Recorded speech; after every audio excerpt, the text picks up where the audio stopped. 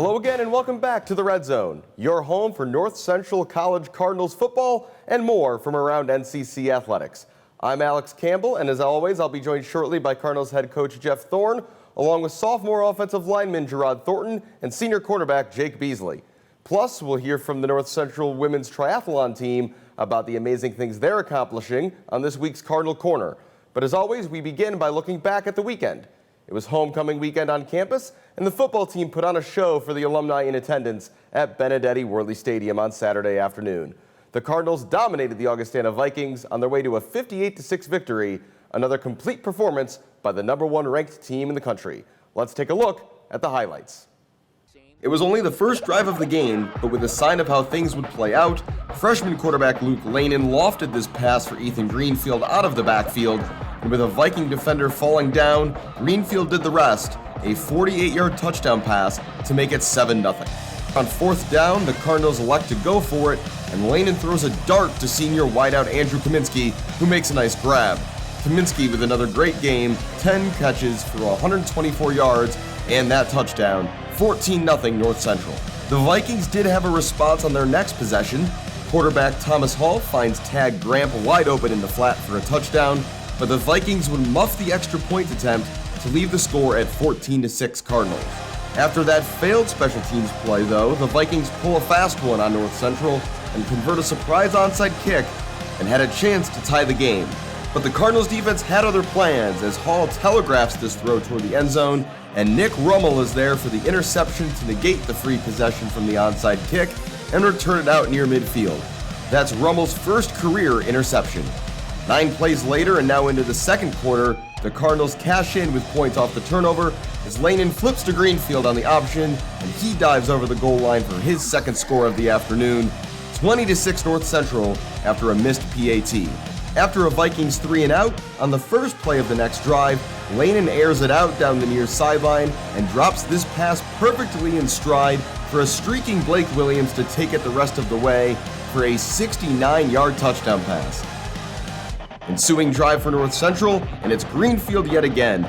4 total touchdowns and 154 total yards of offense for the star junior running back. North Central capped off their offensive explosion in the fourth quarter with this 41-yard Thomas Mitchell field goal, the first of the sophomore's career.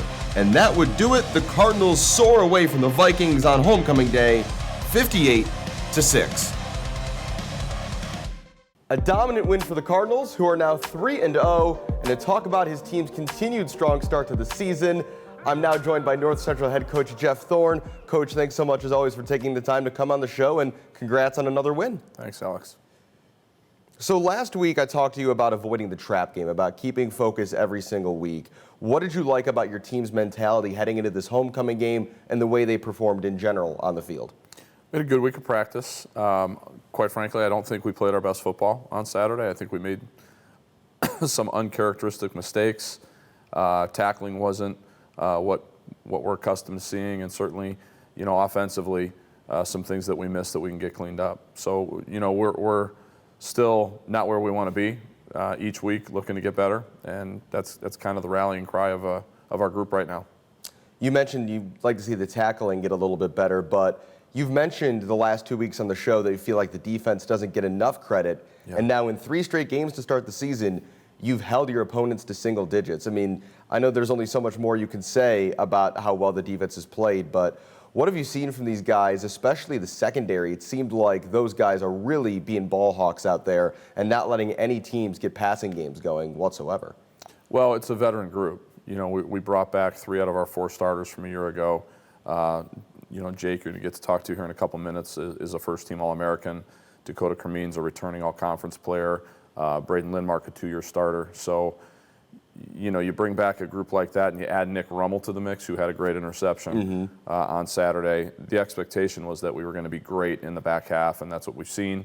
But again, I think those first couple series of the game Saturday, while we held them to 6 points for the game, we didn't come out and play as well as we're capable of playing. Our guys know that. Our coaches know that. So we're going to keep working to get better. On the front half of the defense, after the game, Brandon Griefeld said they were a little disappointed they didn't get more sacks. They only had the one on the day, but that their mantra is party at the quarterback, try to get that pressure on. For you, are you more concerned about how many actual sacks they're getting, or more just the overall impact the pass rushers are having on the opposing offense, particularly making the quarterback uncomfortable? Yeah, and when we did that, I think they did a really good job of getting the quarterback, who's a big, strong kid, moving him off his mark, disrupting the timing of what they were trying to do. And, he made a lot of throws off his back foot, and that's an indication that we're doing a pretty good job of getting pressure. We didn't get home and finish as often as we'd like, but some of that's a product of how fast the offense is getting the ball out. So if they're getting the ball out in less than 2 seconds, that's a lot to ask of a defensive line to get home and get a sack in those situations. Seeing as they scored 58 points, I guess we should talk about the offense. And in particular, it seems to be becoming a theme that you guys are going to have chunk plays. You guys are going to have these 30, 40, 50-yard games. Do you see that as a feature of the offense, and and you're looking for those big hits? Or generally, what have you thought about the way your guys have executed through 3 games on offense, particularly being able to rattle off so many big plays? Yeah, I think it's a product of offensive line play. Because if you can't run the football, you're not going to have those chunk plays in the passing game. We've got an outstanding offensive line group again this year. Obviously, about Ethan Greenfield, Terrence Hill in our running game, our running backs, and certainly Andrew Kaminsky and the receivers. But it's a group effort. Luke is making some really good decisions at quarterback, and when you can run the football and force teams to bring their safeties down, that gives you an opportunity for some big plays in the passing game. And then we've been fortunate; we've been connecting on those through the first 3 games. Also, as this game went on, of course, you took the opportunity to give more guys opportunities. We saw 7 different players be credited with rushing attempts. Yeah. We saw 3 different quarterbacks get in the game. In games like this, do you kind of have a snap count, Max, for the first team guys? How are you trying to balance the carries, the passes, and just the general load, particularly on the offensive side of the ball, but the defense as well, as you get into these games where you're up big and you want to not only spread the wealth a bit, but make sure you're not overworking the first team guys? Well, we certainly don't go into games thinking that. We respect every opponent, and we expect it to be a 4-quarter game. But when a game, the margin, increases to a point where we feel like we have the game in hand, then certainly we want to make sure that we're getting our younger guys opportunities for them to get to play, for one, but also those snaps are invaluable in terms of their development long term. Mm-hmm. Looking ahead to this weekend, travel up to Wisconsin to take on Carroll, who you had a big win against last time around, 62-3. But they've started this season well. They're 2-1. What kind of challenges are you expecting them to present this weekend? They've got a new coaching staff in there, and they're doing a really good job. They've changed their defense up a little bit offensively. They do some really good things. They've got a dynamic receiver who's got some size to him. Quarterback right now is playing at a high level. So, and we know Carroll's going to play hard. They always do. And we're going to get their best shot on Saturday, and we're preparing as we always do, like we're playing the best team in the country. So we'll be ready Saturday.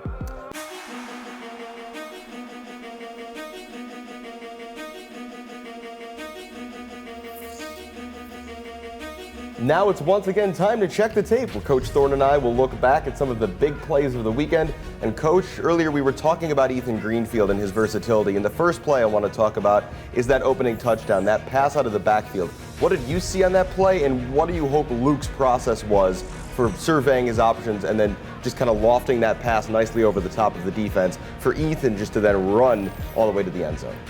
Yeah, I mean, Luke went through his read progression. His first read progression is Ethan, and he was open, put a good throw on him, and then you got a defensive back falling down at Ethan's feet almost as he's catching the ball, and he makes an incredibly athletic play to hurdle over him and get to the end zone. So it's a pretty good way to start the game, with that being our second play. So on that note, talking about Ethan, he was involved in another play I want to take a look at from this game, which was that option touchdown where you've got Luke rolling to his left, flipping to Ethan. Does Luke's speed allow you to open up the playbook a little bit more? And obviously I don't want you to overplay your hands for future opponents, but yeah. Is that the sort of thing, more wrinkles to the running game that you're trying to integrate with this team, particularly because of Luke's athleticism? No, that's a play we've run for quite some time, and we ran that play with Brock. It's an opportunity for the quarterback to attack the end of line and make a decision, make the defense commit to him, and then get it out on the edge. And with our running backs, again, going back to Ethan and Terrence and the other guys in the group as well, we feel good about those guys in space. And, we didn't get to the linebacker like we're supposed to. And Ethan made a great cut back inside on a 4th down play and got us in the end zone. So credit Ethan for a great individual effort. and Luke for making a good decision and getting the pitch out to him. On that decision, how have you seen already just in 3 games as Luke has taken the starting role? How have you seen him gain confidence in his decision making so quickly? And it really seems like he doesn't look like a freshman out there when he's playing right now. Well, he had the year. He's technically a redshirt freshman, so that year that we were able to work with him, through the pandemic has really paid off significantly. Luke doesn't lack confidence, and that's not. I want to make sure that that's understood. He's an incredibly humble young man, but he's not afraid. He doesn't back down from anything. So what we're seeing from him, I'm not surprised at all. He was a really high-level recruit for us. We figured he was going to be a really good player in our system, and certainly after watching him perform as a baseball player, just further confirmed that this kid's got a chance to be really, really good, and he's proving so through 3 games. Still plenty to work on, but he's done a great job so far. And then the last play I want to focus on, and we can't not talk about this play because it's the one that I know is going to stick in my mind for a long time. Field goal attempt, 35 yards, and Jake Beesley just goes straight up in the air, almost catches it out of the air on the fly. What did you as you're watching that, what do you make of his athleticism, and just what was your reaction to watching that on the sidelines? Not surprised at all. Honestly, we've been seeing that now for 4+ years out of Jake. As a freshman, he came in and ran in the 4.4s the first day that we tested, and he, broad jumps 10 feet 11 inches. That's NFL combine, high-level NFL combine kind of athleticism. Dad was a great basketball player at Valpo. Jake was a very good basketball player in high school. His highlight film is filled with nothing but dunks and block shots. So, I've been watching it for years. It was fun to see him finally get a kick because every day in practice, we watch him jump that high. And we've been able to get the ball up fast enough. So if the kicker doesn't get the ball up really fast, he's going to have a chance to block it. So it was fun to watch that, and really cool to see the picture of how high off the ground he really was when that happened. It just is special athleticism and fast twitch. Well, Coach, best of luck, safe travels, and hopefully we're here next week talking about another win. Thanks for taking the time to come on the show. Sounds good. Thanks, Alex. Welcome back. Coming off another big rushing performance and plenty of shutdown defense, it's time to talk to a couple of the men who made it happen. And this week, I'm joined by Jarod Thornton and Jake Beesley. Guys, congrats on the win, and thanks for taking the time to come on the show. Thank you. Thanks for having us. Appreciate it. So even though I know it's how we ended the last segment with Coach, and we're going to have talked a lot about it on this episode, Jake, I have to start with the field goal block and getting way up in the air, knocking that ball down. Coach said it's something, he knows from practice he's seen you do and that you can do. What did you see on that play, and how'd that feel to just go up with 2 hands and knock that thing down? Yeah, that's something our defensive coaching staff saw before, that the kicker was kicking a little low, so we're going to be able to do that. And that's something we practiced for the last, I think, probably 2 years, trying to do that in a game, but finally got it. It's been kind of a long time we've been waiting for that, but we were finally able to do it. We got a really good push from the D-line, so I was able to move up a couple yards, so I had perfect positioning. Yeah, it was just something that we've been wanting to do for the last 3 years, I guess. So with that out of the way, I do want to take a step backwards now. And Jarod, as a sophomore now, you went into freshman year and you were a starter every game on a national championship team. How does the start of this season for you feel different than the start of that season, with the experience you now have, plus the extra year getting ready for this season? I mean, every football season is a little different. Obviously, this one feels a lot better coming off the COVID year. But, yeah, my freshman year was tough coming in, adjusting to the college game. But luckily I had leaders around me that was able to guide me in the right direction. And I feel like now I'm in that role that Ricky Sturber, Colton Bachner, Shamor Clark was in with me, with Sam Pryor and J.Ski Maples. Just that leader that can help them adjust to the college game, especially with the right side being both freshmen. I was in the same position a year ago, 2 years ago. But so yeah, just being able to help those dudes and getting adjusted to a new year with new opportunities. So yeah. Jake, I know you've got a couple more years experience under your belt, and I haven't had a chance to talk to you yet about being one of the fifth-year seniors, being a guy who's had this chance to come back for this extra year. For you personally as a player, what were your goals coming into this season about what you wanted to use this last year to accomplish? Yeah, I think we probably had 2 goals. One was beat Wheaton, and another one is to win another national championship. But I think we've got a long road to get that last one. We've already beat Wheaton, which was kind of a big relief for us fifth-year seniors who've never beat them. But I think we got a long way to finish the job and win another national championship. That's pretty much the goal. At the end of games like this one, we see a lot of different guys get opportunities to get in the game and to shine a little bit, to have some success of their own.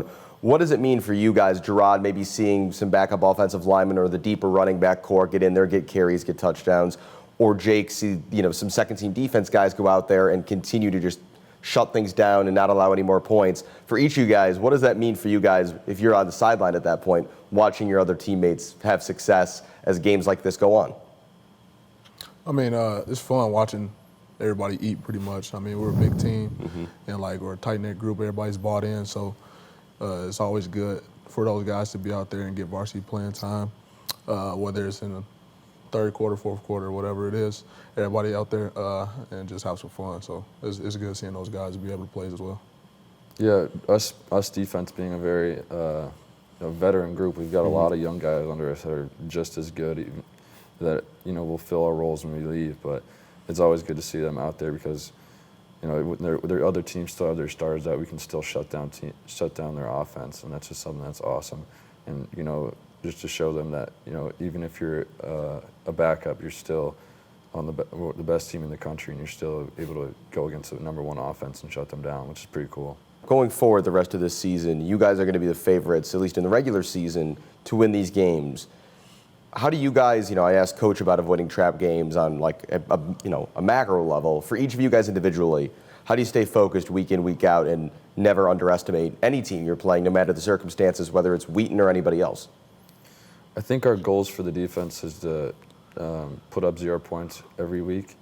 So that is always a huge goal, and that's something that's really hard. So that's always going to push us to, whether we're watching tons of tape, because just one play can mess that up.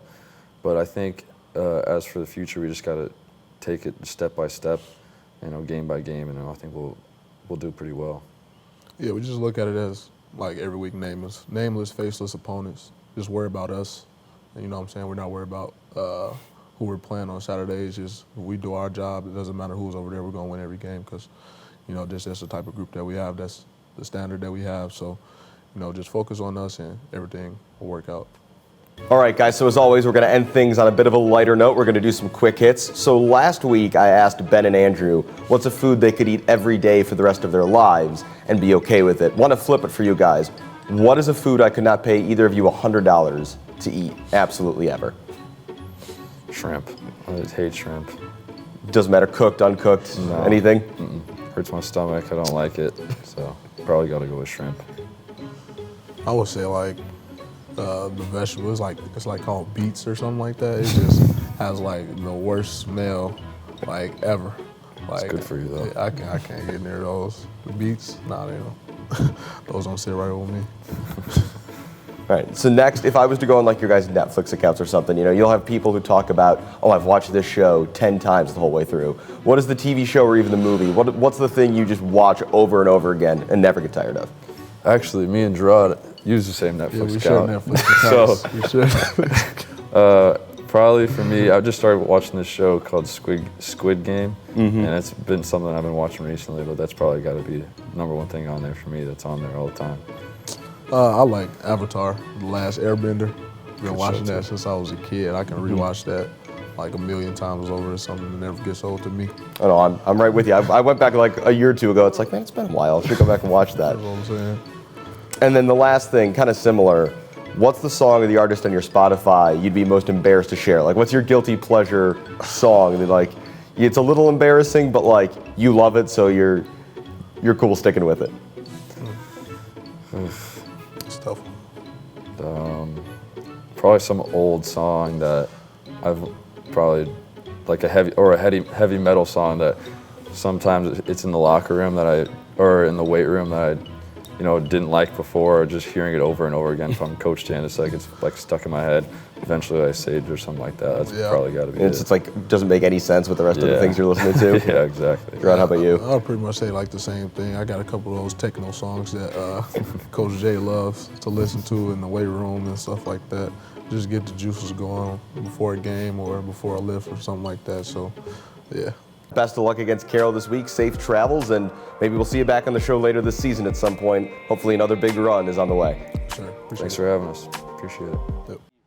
In its short history, the North Central women's triathlon team has achieved tremendous success, including 3 consecutive national championships.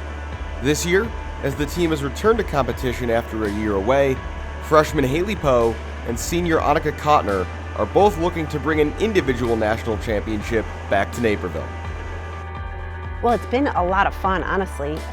Having Haley here definitely brought up the level of intensity a little bit, I would say, although our girls in general are pretty intense just because as coaches we bring that. But it's been incredibly fun to watch the dynamic coming out of the COVID year, not having a year of competition, and so there's a little bit of anxiety and excitement at finally getting a chance to compete.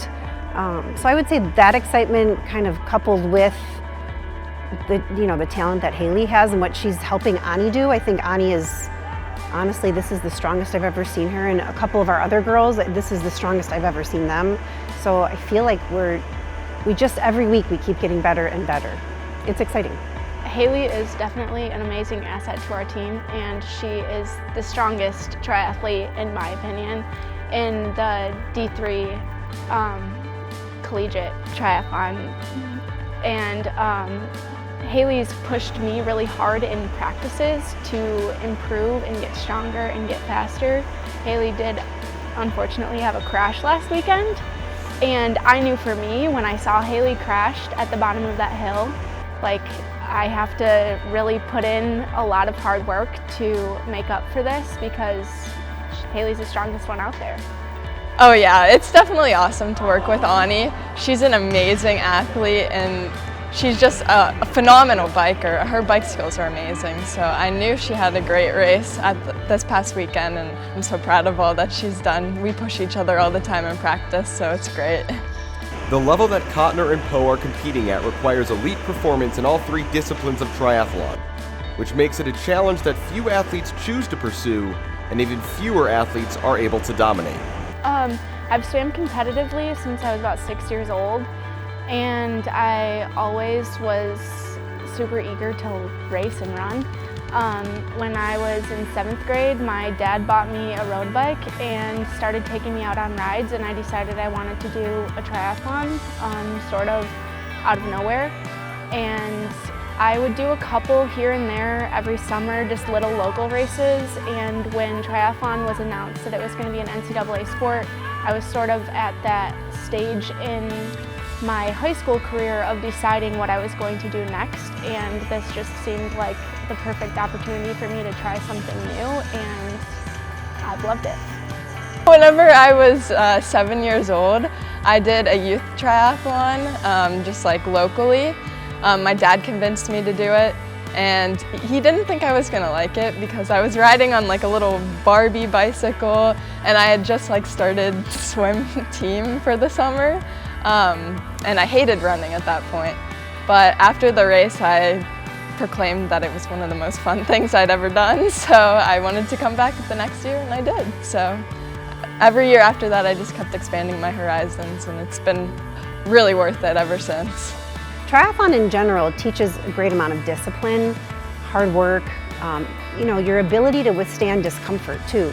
Because I think a lot of kids when they do sports, whether at high school or college, they don't really, especially I feel like as time comes on with technology, people are stuck more in their house and they're more in a computer. They're not getting out and getting uncomfortable.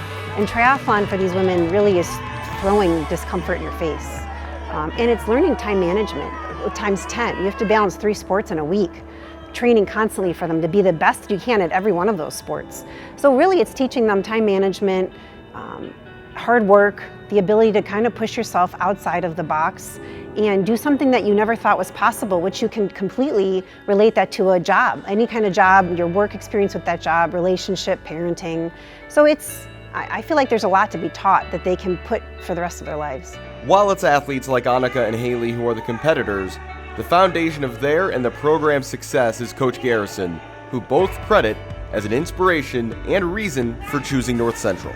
Definitely the coaching. Coach Jenny and Coach Kurt are amazing. just looking at all the other programs, it didn't matter what division. The coaches here are amazing compared to a lot of the other coaches that I talked to.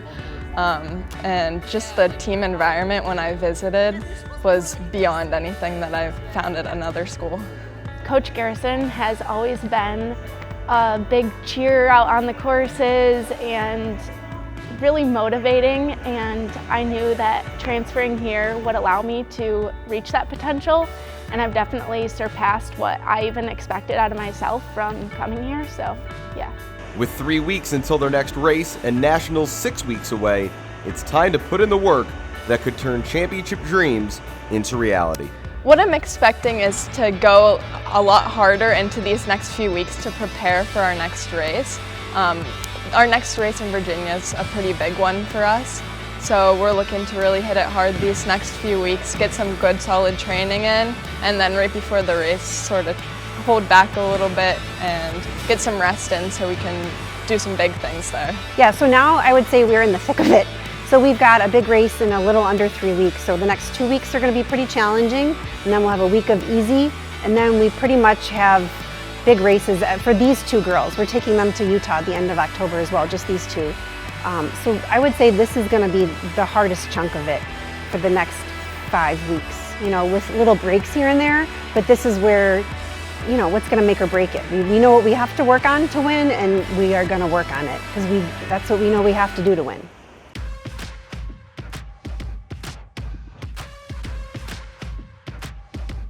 And now it's time for this week's play of the game.